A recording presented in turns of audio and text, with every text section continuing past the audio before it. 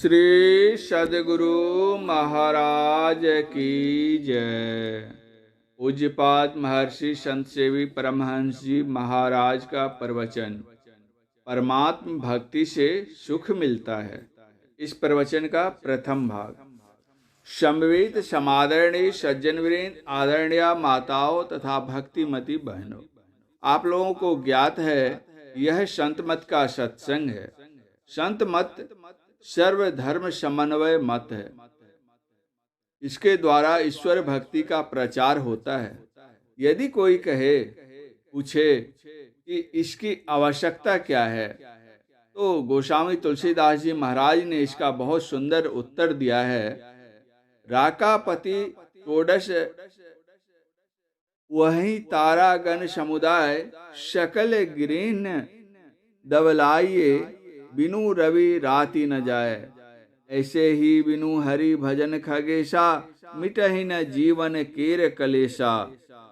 16 कलाओं से युक्त चंद्रमा उग जाएं, या 16 कलाओं से युक्त 16 चंद्रमा उदय हो जाएं।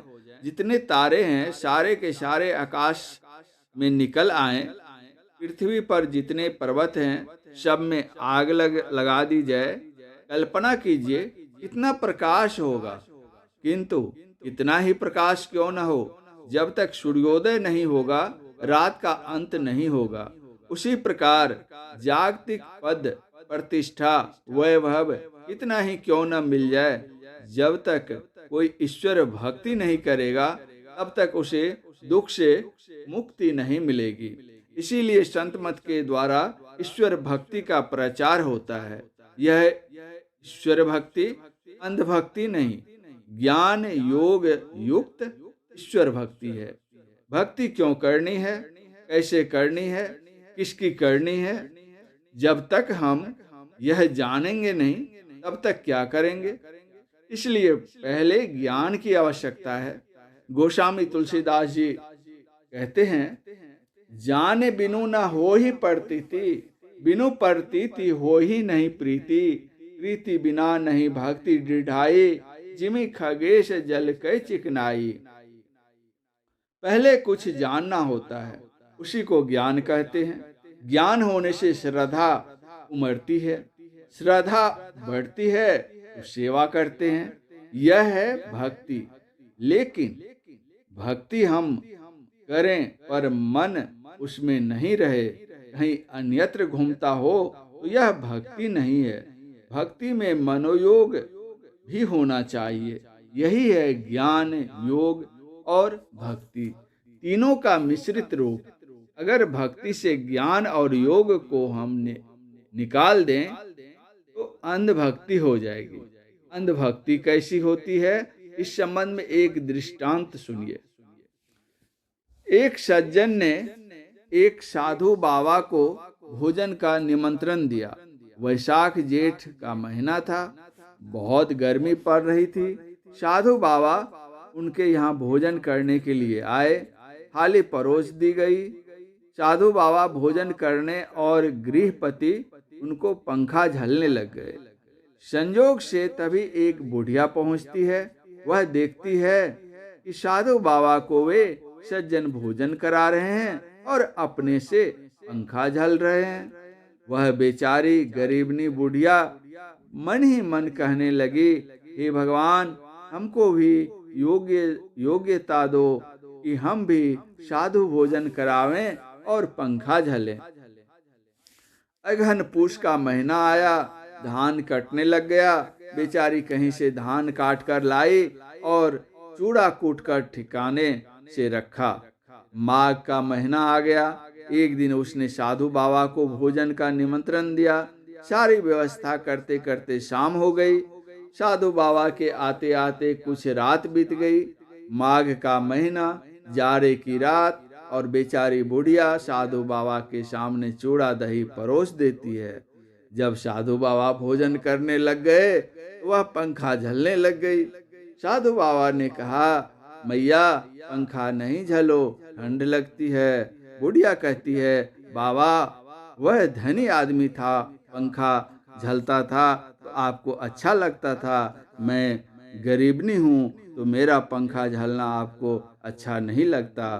साधु बाबा ने कहा, मैया वह गर्मी का दिन था, यह तो माघ की रात है, पंखा झलने से कष्ट होता है। इस पर बुढ़िया कहती है, बाबा आपको कुछ भी हो, मैं अपनी भक्ति नहीं छोड़ सकती। यह अंधभक्ति है। इसीलिए भगवान शंकर ने ब्रह्मा जी से कहा था, योगहीनं कथं ज्ञानं मोक्षदं भवति भो, योगोपि ज्ञानहीनस्तु न क्षमो मोक्ष कर्मणि, तस्मान् ज्ञानं च योगं च मुमुक्षु दृढ़मभ्यसेत्। ज्ञानहीन योग और योगहीन ज्ञान मोक्षप्रद नहीं हो सकता। इसलिए मुमुक्षु को ज्ञान और योग दोनों का आलंबन लेना चाहिए।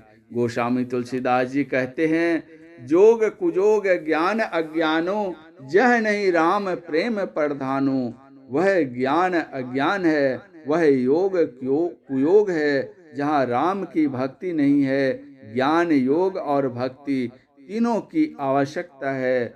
चिड़िया आकाश में उड़ती है तो उसे पर, पूंछ और पग तीनों चाहिए। तीनों में से किसी एक की कमी से चिड़िया आकाश में उड़ नहीं सकती। उसी तरह ज्ञान योग और भक्ति, इन तीनों में से किसी से हीन होने पर अंतराकाश में गमन नहीं हो सकता। आवश्यकता तीनों की है। भले ही कोई ज्ञान की, कोई योग की और कोई भक्ति की प्रधानता देते हैं, पर यह बात दूसरी है। आचार्य विनोबा भावे थे। उनके दादाजी को मिठाई खाने की बहुत आदत थी। विनोबा जी की दादी जी उन्हें मिठाइयाँ बनाकर खिलाती थी। जब भी वे मिठाई खाते तो कहते कि चीनी की मात्रा कुछ कम है। विनोबा जी की दादी जी ने मिठाई में चीनी की मात्रा बढ़ा दी। खाते ही वे बोले, आज की मिठाई अच्छी बनी है, पर थोड़ी चीनी और मिला दिया करो। अगली बार और चीनी मिलाई। उन्होंने जब खाया तो बोले, मिठाई पहले से मीठी बनी है, पर कुछ और चीनी मिला देती तो और भी अच्छा होता। विनोबा जी की दादी जी ने सोचा कि मैं चीनी की मात्रा बढ़ाती जाती हूँ और ये कहते हैं कि चीनी कुछ कम है। परेशान होकर उसने सिर्फ चीनी की ही मिठाई बनाई, उसमें कुछ भी मिलाया नहीं। इस बार जब वे मिठाई खाने लग गए तो कहते हैं, सब दिनों से आज तुमने अच्छी मिठाई बनाई है, पर तुमने थोड़ी कंजूसी कर ही दी। थोड़ी चीनी और मिला देती तो क्या होता। इस पर विनोबा जी की दादी ने जवाब दिया, इसमें और चीनी मैं कहाँ से मिलाऊं, ये तो सारी की सारी चीनी ही है। इसी तरह ज्ञान योग और भक्ति में लोग अपनी रुचि के अनुसार किसी एक की प्रधानता देते हैं, लेकिन तीनों समान रूप से आवश्यक हैं। अभी आप लोगों ने नवधा भक्ति का पाठ सुना है। भक्ति किसको कहते हैं? भज धातु में तक्न प्रत्यय लगाने से भक्ति शब्द बनता है, जिसका अर्थ होता है सेवा। कोई भूखा है उसे भोजन करा दिया, कोई प्यासा है उसे पानी पिला दिया, कोई बीमार है उसकी दवाई करा दी। किसी की आवश्यकता की जो हम पूर्ति करते हैं वह उसकी सेवा कहलाती है। लेकिन जहाँ पर ईश्वर भक्ति की बात है तो ईश्वर को क्या अभाव है, उन्हें क्या आवश्यकता है कि हम उसकी पूर्ति करेंगे और उसकी सेवा होगी। भगवान श्री कृष्ण ने कहा है, योग क्षेमम भाम्यहम, मैं अपने भक्तों की रक्षा करता हूँ। कुरान शरीफ के अल बकरा में लिखा है, जो अल्लाह पर ईमान लाते हैं अल्लाह उसकी रक्षा करते हैं, सहायता करते हैं और उसे अंधकार से प्रकाश में लाते हैं। ईसा मसीह ने कहा है कि तुम्हारा पिता जानता है कि तुम्हारी क्या आवश्यकता है। परमात्मा सबकी जरूरतों को देखता है। जो दुनिया की सेवा करता है उस ईश्वर की हम क्या सेवा करेंगे। हम गंगा सेवन करते हैं तो क्या गंगा जी का पैर दबाते हैं या उसको कुछ खिलाते पिलाते हैं? क्या करते हैं? गंगा जी का जल पीते हैं, उसमें स्नान करते हैं, उसकी हवा में घूमते फिरते हैं। यह गंगा सेवन है। औषधि को हम खा लेते हैं, यह औषधि सेवन है। जो श्रद्धालु भक्त हैं वे अपने घर से पैदल ही देवघर जाते हैं। देवघर जाना शिव जी की सेवा है। उसी तरह जो हमारे प्रभु हैं, हम उनके पास जाएंगे, यही उसकी सेवा होगी। कैसे वहां जाएंगे, क्या उपाय है, यही बतलाया गया है नवधा भक्ति में। कहते हैं, प्रथम भगति संतन कर संगा। भगवान श्री राम यह नहीं कहते कि प्रथम भक्ति भगवान कर संगा, कहते हैं संतन कर संगा। संत कैसे होते हैं? किसी ने यही प्रश्न रामकृष्ण परमहंस जी से पूछा था। उन्होंने उत्तर दिया था, अरे आलू बैगन की सब्जी कभी खाए हो?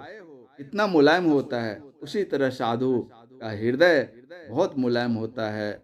उसी तरह साधु का हृदय बहुत मुलायम होता है। गोस्वामी तुलसीदास जी महाराज रामचरितमानस में कहते हैं, संत हृदय नवनीत समाना। इस प्रवचन का दूसरा भाग अगले प्रवचन पाठ में।